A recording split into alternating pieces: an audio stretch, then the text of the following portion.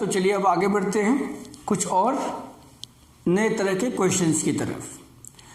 अभी बेटा हमारे पास एक नया क्वेश्चन है, calculate the number of moles in this number of atoms of calcium. आपके पास बेटा कुछ नंबर्स दे रखे हैं, है ना। Number of calcium atoms given है आपको, और ये है बेटा आपका 3.0115 इंटू 10⁻23। ये आपको number of calcium atoms given है और आपसे कहा जा रहा है कि नंबर ऑफ मोल्स निकालो। नंबर ऑफ मोल्स कैलकुलेट करने के लिए आपसे कहा जा रहा है। बेटा चाहे कितने भी नंबर्स हो, लेकिन अगर हम इसको मोल के साथ रिलेट करना है तो हमारे पास एक फिक्स नंबर हमेशा होता है कि वी नो 6.022 इंटू 10⁻23 एटम्स, चाहे कैल्शियम का ले ले चाहे किसी भी एलिमेंट का ले ले, तो इतने atoms of calcium is equal to 1 mole. इसमें तो कोई डाउट नहीं है किसी को।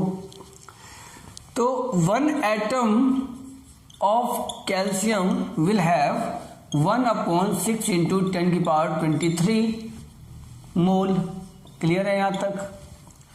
बट हमसे 1 एटम में तो नहीं पूछा गया, हमसे this much number of atom से पूछा गया है।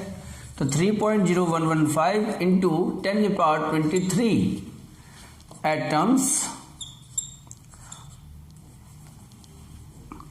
Of calcium will have 1/6 into 10⁻23 multiply 3.0115 into 10⁻23 मोल। देखो बेटा यहाँ पर मैंने 6 की वैल्यू जो है राउंड ऑफ कर ली थी, तो यहाँ पर भी मैं इसको क्या कर लेता हूँ, राउंड ऑफ कर लेता हूँ। फर्क सर क्या फ़र्क नहीं पड़ता? फ़र्क पड़ता है, बट बहुत ही माइनर सा फ़र्क पड़ता है। तो 323 कैंसल, 3 2 6 यानी 1/2 that is 0.5 mole. This is your answer. फिर से वही बात है कि सर ये आपने तो करा यूनिटरी मेथड से, क्या कोई और तरीका नहीं है? बिल्कुल है बेटा, आपको ने बताया भी है अभी थोड़ी देर पहले। n इक्वल टू क्या होता है, n/NO। n मतलब नंबर ऑफ पार्टिकल्स जो गिवन है, और NO is the Avogadro number. दोनों को डिवाइड कर लो, वही तो करा हमने यहाँ पर, दिस डिवाइड बाय दिस। तो इस तरीके से आप इसको भी चाहो तो सॉल्व कर सकते हो।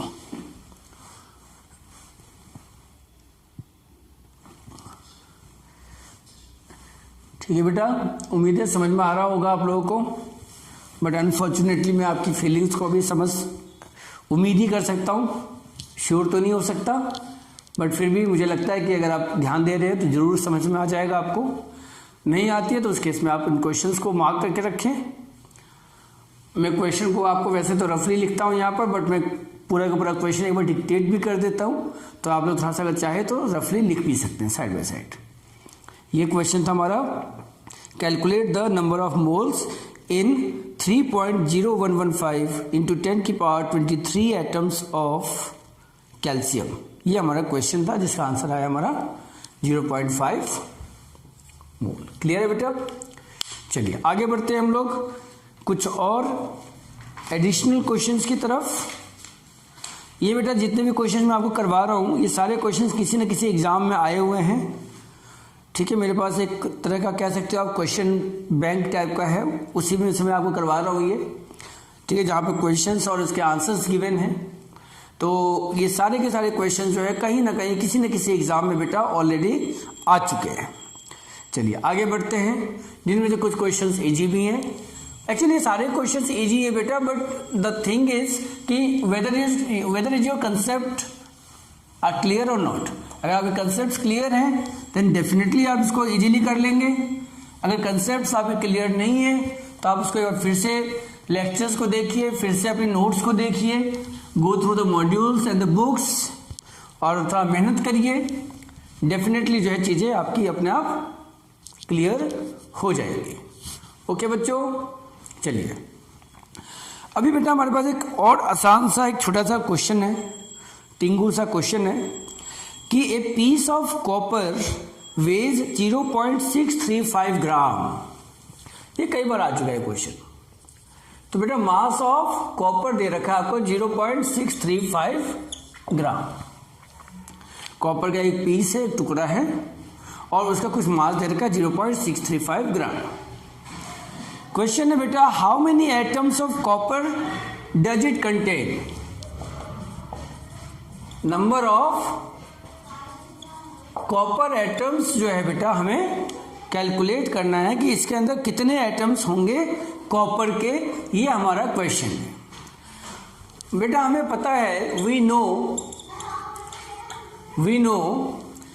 कि हमारा जो एटॉमिक मास जो है कॉपर का बेटा, एटॉमिक मास ऑफ कॉपर 63.5 ग्राम होता है। एटॉमिक मास ऑफ कॉपर क्या होता है बेटा 63.5। मैंने आप लोगों को ये भी बोल रखा है, कई बार बोल रखा है कि जब भी हम एटॉमिक मासेस की बात करें, इन सब की बात करें, तो इसको आप लोग थोड़ा लर्न करके जरूर रखें।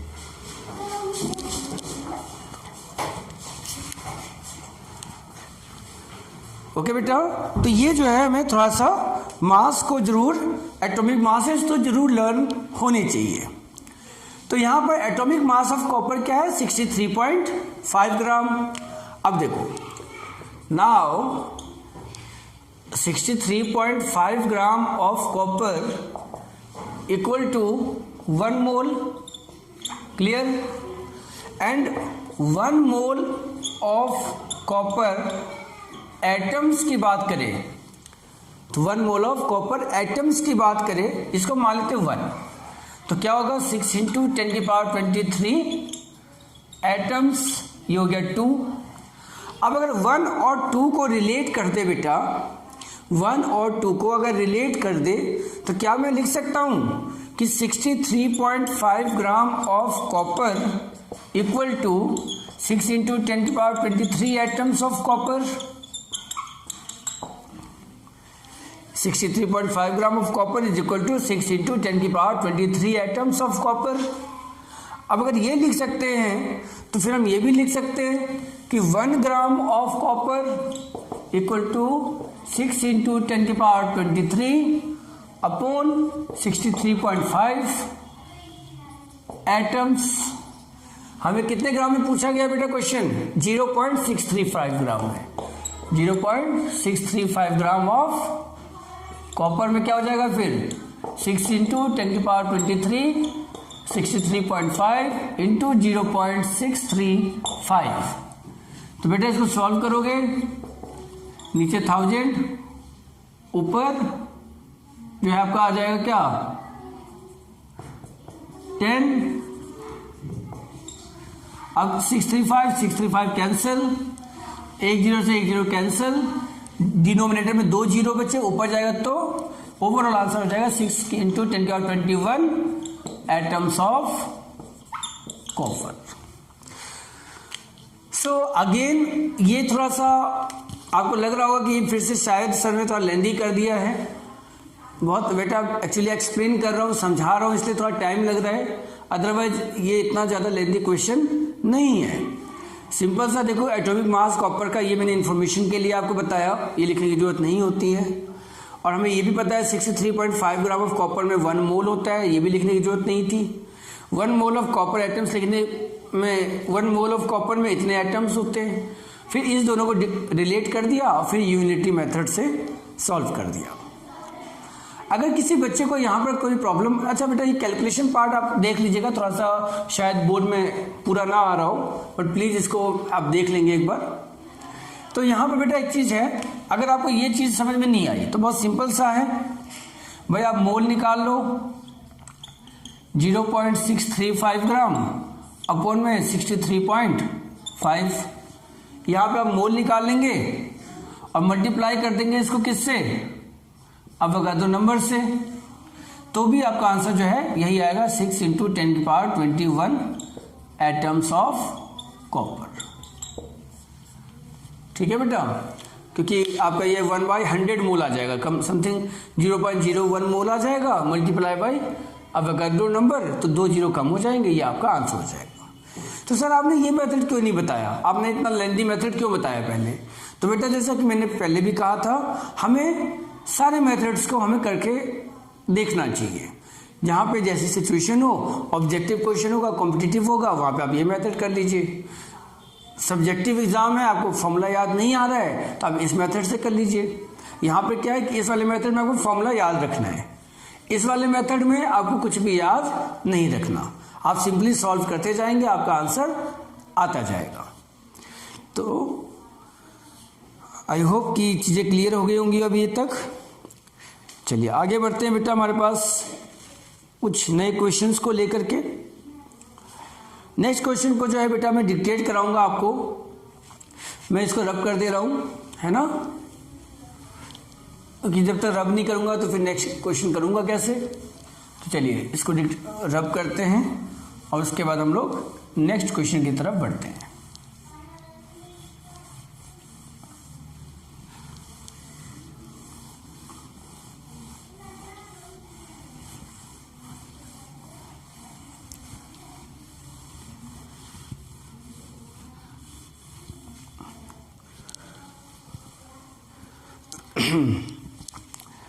ओके बेटा, अभी देखिए बेटा हमारे पास जो दूसरा क्वेश्चन है, इस क्वेश्चन को तो आप लोग जरूर डिक्टेट भी मैं डिक्टेट कर रहा हूँ, एक बार आप इसको नोट डाउन भी कर लें साथ साथ। 10⁻22 एटम्स, आपको इस क्वेश्चन में नंबर ऑफ एटम्स गिवन है, किसके, कोई भी एटम है x और वो है 10⁻22। So 10⁻22 atoms of an element X are found to have a mass of 930 milligram. मतलब ये जो 10⁻22 एटम्स ऑफ X है, इसका मास कैलकुलेट करा तो कितना आया, 930 मिलीग्राम आया, 930 मिलीग्राम आया।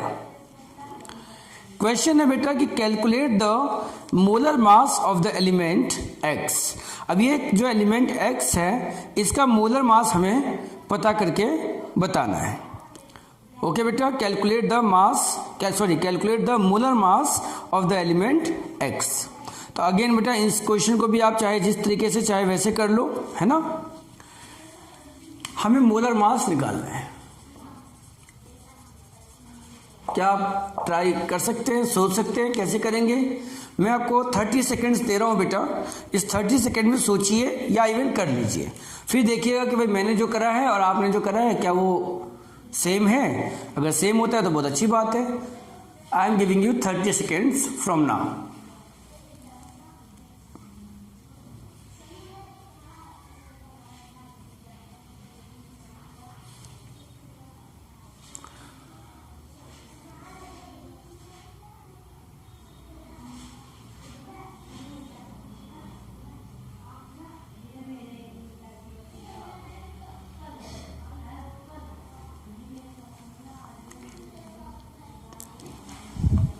चलिए बेटा ठीक है, करते आगे। क्या कह रहे हो सर, 30 सेकेंड नहीं हुए अभी? बेटा टीचर ऐसे ही करते हैं, है ना। तो और वैसे भी अगर आप लोग सामने होते तो मैं वेट कर लेता, लेकिन अभी एक सेकेंड लगता है कि काफ़ी ज़्यादा टाइम में हो रहा है, तो इसलिए हम करते हैं इसको। चलिए तो देखो बेटा 10⁻22 एटम्स दे रखा है और 930 मिलीग्राम दे रखा है। पहला काम तो ये करते हैं बेटा हम लोग, हमें ये पता है कि किसी भी एटम हो, दुनिया में कोई भी एटम हो, उसका 6 × 10⁻23 एटम जो होगा वो उसके 1 मोल के इक्वल होगा, और 1 मोल इक्वल टू होता है उस चीज़ के मोलर मास के। पहले तो ये याद रखना है। नाउ अब देखो बेटा यहाँ पर इन्होंने जो ये है, हाँ, अब ये this equal to 1 mole and this mole equal to molar mass. तो अब जैसे बेटा हमें क्या करना है, इनको रिलेट करना है। अब आप सोचेंगे कि भाई एटम्स है तो 930 मिलीग्राम को पहले तो ग्राम में कन्वर्ट कर लें। अब अगर 1 मोल होता तब तो हमें पता है कि भाई एक पर्टिकुलर जो है 6 × 10⁻23 अवोगाड्रो नंबर के हिसाब से इतना क्या होता है बेटा, एटम्स होते हैं, बट यहाँ पर अवोगाड्रो नंबर के इक्वल एटम्स नहीं दे रखे हैं, इन्होंने हमें 10 की पावर 21 एटम्स दे रखे हैं। तो देखिए अब 1 एटम इक्वल टू जो है यहाँ पर, इसका ऐसे करते हैं, सॉरी बेटा, ये तो चलो ये तो लाइन हो गई, जस्ट इंफॉर्मेशन बेस्ड हो गई। तो अब हमारे पास क्या है, 10 की पावर 22 एटम्स हैं, तो उसका मास कितना है बेटा, 930 मिलीग्राम। इसको डिवाइड कर लेते ग्राम में, तो 0.93 ग्राम।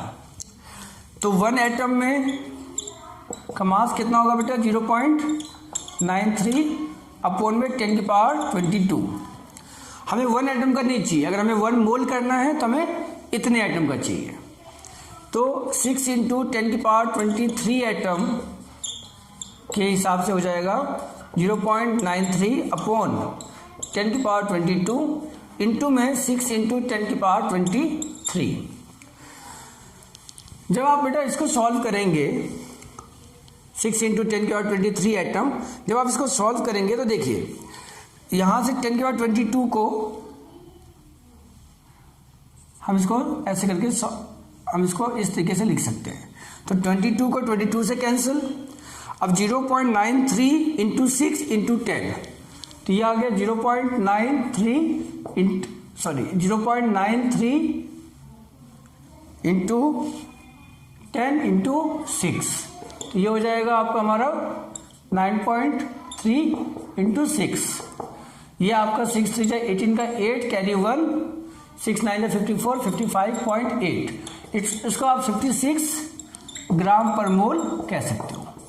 तो ये आपका उस कंपाउंड का मोलर मास हो जाएगा। कुछ नहीं करा बेटा हमने, हमें 10 की पावर 22 एटम्स का मास इन्होंने दिया मिलीग्राम में, हमने इसको ग्राम में कन्वर्ट कर लिया, ठीक है। अब इतने एटम में इतना ग्राम, तो 1 एटम में यूनिटरी मेथड, 1 एटम में इतना ग्राम।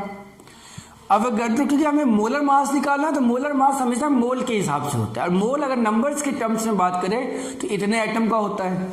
तो फिर मैंने इतने एटम्स के लिए ले लिया और इसको कैलकुलेट कर दिया, सॉल्व कर दिया, आंसर आ गया 56 ग्राम पर मोल। यही बेटा आपका आंसर भी है।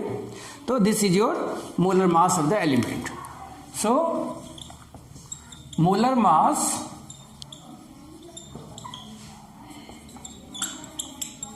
of the element 56 ग्राम पर मोल। ठीक है बेटा, तो इस तरीके से जो है हम लोग इस क्वेश्चन को भी सॉल्व कर चुके हैं। बेटा एक बात मेरी रिक्वेस्ट रहेगी, मैं बार बार इस बात को बोल रहा हूँ, रिपीट कर रहा हूँ कि आप लोगों को कोई क्वेश्चन, वैसे तो जनरली जो क्वेश्चंस हैं हो सकता है कुछ क्वेश्चन सर ने ऑलरेडी करवा भी दिए होंगे आप लोगों को, कुछ क्वेश्चन जो है सिमिलर क्वेश्चंस भी मिल जाएंगे आपको, कुछ नए भी होंगे।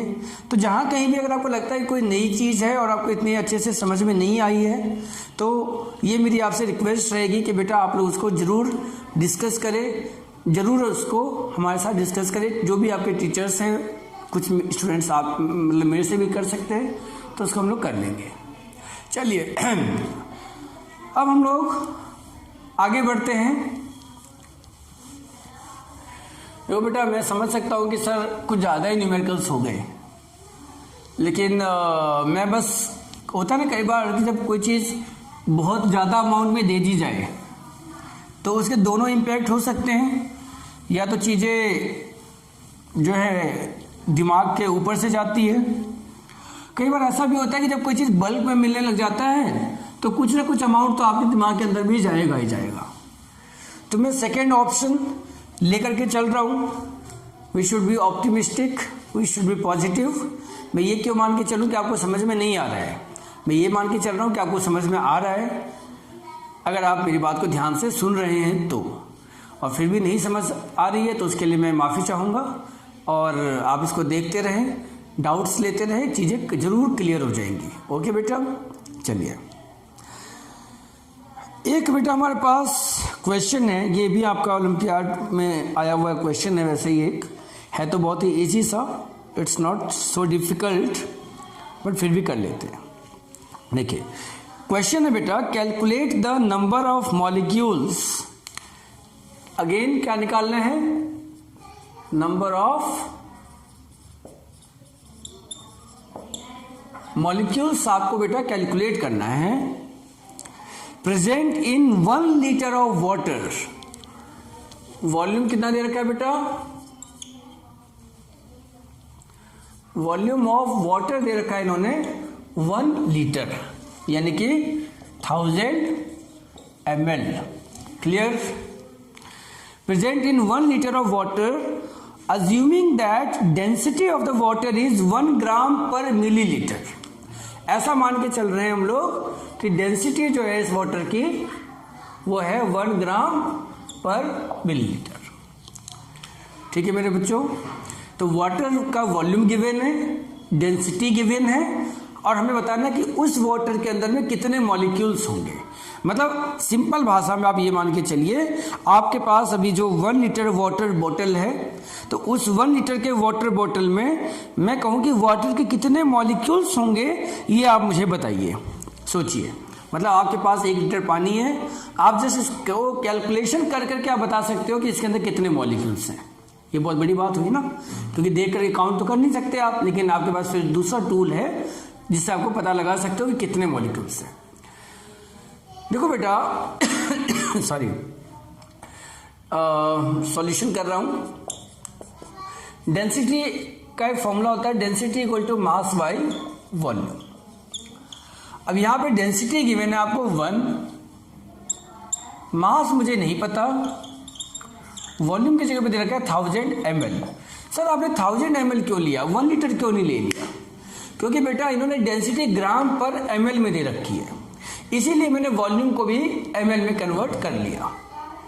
सो फाइनली जब आप इसको सॉल्व करेंगे बेटा, तो डेंसिटी की यूनिट क्या होती है?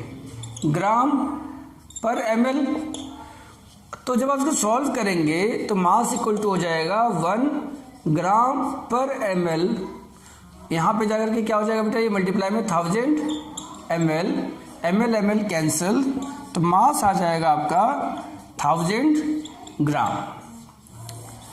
मतलब ये हुआ कि 1 लीटर पानी जो है आपके पास, 1 लीटर ऑफ वाटर जो है, जिसकी डेंसिटी हम ये मान के चल रहे हैं कि 1 ग्राम पर ml है, तो उसके अंदर मास कितना होगा? 1000 ग्राम होगा। नाउ हमें किस पे जाना है बेटा?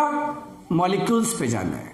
तो मॉलिक्यूल्स से जाने के लिए पहले मोल पे जाना पड़ेगा। मोल किससे ग्राम करेंगे हम लोग, तो मतलब जो ग्राम दे रखा है आपको, मास दे रखा है बेटा, तो मास को पहले हम मोल में कन्वर्ट करेंगे और मोल को फिर हम लोग मॉलिक्यूल्स में कन्वर्ट करेंगे। जिन बच्चों को मैंने पढ़ा रखा है, मैं बता रखा है कि हम लोग इन स्टेप्स को फॉलो करते हैं। अब डायरेक्टली आप चाहोगे कि मास से मॉलिक्यूल में जाओ तो गड़बड़ी के चांसेज है।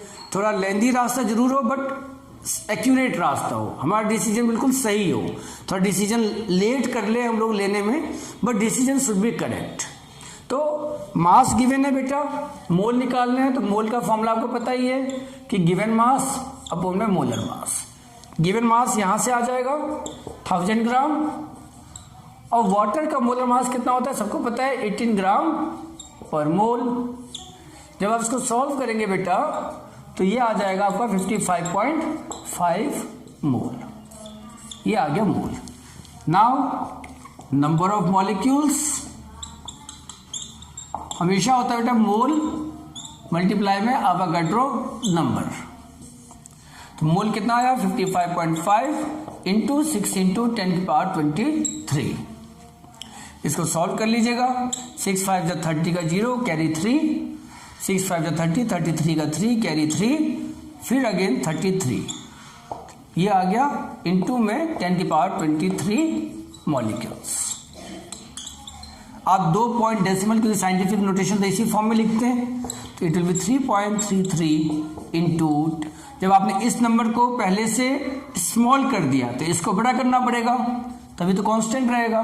तो इतने मॉलिक्यूल्स ऑफ H2O प्रेजेंट होंगे बेटा हमारे 1 लीटर पानी में। आंसर चेक कर लेते हैं इसका। Yes, it's 3.345 into 10⁻25 molecules. तो बेटा मैंने तो कहीं जो वैल्यूज ली हैं है ना, तो उसको थोड़ा सा राउंड ऑफ कर ही देते हैं हम लोग, तो इसलिए जो है हमारा, क्योंकि जैसे 6 की वैल्यू हमने 6 ना अवोगाद्रो नंबर की वैल्यू 6.022 ना लेकर के हमने 6 ले रखी है, तो इसलिए हमारा आंसर थोड़ा सा छोटा आ गया, बट आपको बिल्कुल सही माना जाएगा, बिल्कुल भी गलत नहीं माना जाएगा। तो उम्मीद है कि आपको ये सारे क्वेश्चंस अभी तक हमने जो भी डिस्कस किए वो समझ में आ गए होंगे, और उसको आप लोग जरूर बहुत अच्छे से बेहतर तरीके से कर भी लेंगे। तो इस तरह से बेटा अभी क्वेश्चंस तो और भी हैं, क्वेश्चंस की कोई लिमिट नहीं होती है, लेकिन वो जो इन लिमिट वाली जो बात है वो मैं आपके ऊपर छोड़ता हूँ कि आपकी लिमिटेशंस क्या हैं, क्या आपकी लिमिटेशंस इन्फिनिटी है या आप बस इसी क्वेश्चंस में खुश हैं। इतना जरूर मान के चले बेटा कि आप लोग जितने ज़्यादा से ज़्यादा क्वेश्चंस करते हैं, है ना, तो वो आपके लिए क्या होता है कि आपका जो फाउंडेशन है उसको वो स्ट्रॉन्ग करता जाता है। तो मेरी आपसे ये रिक्वेस्ट रहेगी कि आप न्यूमेरिकल्स पे बहुत ज़्यादा अच्छे से फोकस करें, जितना चाहे उतनी ज़्यादा प्रैक्टिस करें, और टीचर्स तो हैं ही, हम लोग हैं ही आपके लिए, जहाँ पे दिक्कत आती है, प्रॉब्लम आती है, उसको हम सॉर्ट आउट करेंगे, ठीक है। तो एटम्स एंड मॉलिक्यूल चैप्टर का हमारा जो है ये आज ये सेकंड और लास्ट रिवीजन क्लास थी, जिसमें हम लोगों ने क्या करा, अपने इन 2 लेक्चर्स में थ्योरेटिकल पार्ट पे कम फोकस किया और जो न्यूमेरिकल पार्ट पे ज़्यादा फोकस किया। उसका मेन पर्पस ये था क्योंकि जनरली बच्चों को थोड़ा सा फोबिया होता है कि न्यूमेरिकल्स को लेकर के, फिर कई सारे बच्चे तो इस तरह से दिमाग लगाते हैं। कई सारे बच्चों ने ये भी पूछा है कि सर कितने क्वेश्चंस आते हैं एग्जाम में, बोर्ड फाइनल एग्जाम्स में कितने % क्वेश्चंस आते हैं। अच्छा सर 30% ही आते हैं, तब तो ठीक है, 70 मार्क्स तो आ ही जाएंगे। नहीं, तो मेरा ये मानना है बेटा कि जो हमारा डिफिकल्ट पार्ट है, जो हमारी वीकनेस है, हम उसको स्ट्रेंथ में क्यों ना कन्वर्ट करें, क्योंकि आज वो वीकनेस, आज वो 30% है, हो सकता है कभी कल को वो 100% एग्जाम्स में वही न्यूमेरिकल पार्ट ही आ जाए, तब क्या करेंगे आप। इसीलिए हमें अपने पुराने दिनों को, मतलब फ्यूचर के टाइम को देखते हुए जो है हमें अपने आप को प्रिपेयर करना चाहिए, तैयार करना चाहिए। सो चैप्टर एटम्स एंड मॉलिक्यूल्स बहुत ही अच्छा और बहुत ही इंपॉर्टेंट चैप्टर है, और खास करके हम बात करें अगर मोल कंसेप्ट की या जो और भी जो टॉपिक्स हैं, वो तो बेटा ऐसे टॉपिक्स हैं जो जब तक आप केमिस्ट्री पढ़ेंगे लाइफ में, तब तक चीज़ें बार बार रिपीट होती रहेंगी। सो मेरी रिक्वेस्ट रहेगी कि प्लीज़ आप इसको बहुत अच्छे से करें, बेहतरीन तरीके से इसको आप सॉल्व करें। ओके बच्चों, thank you very much for your support. See you in the next class. Thank you.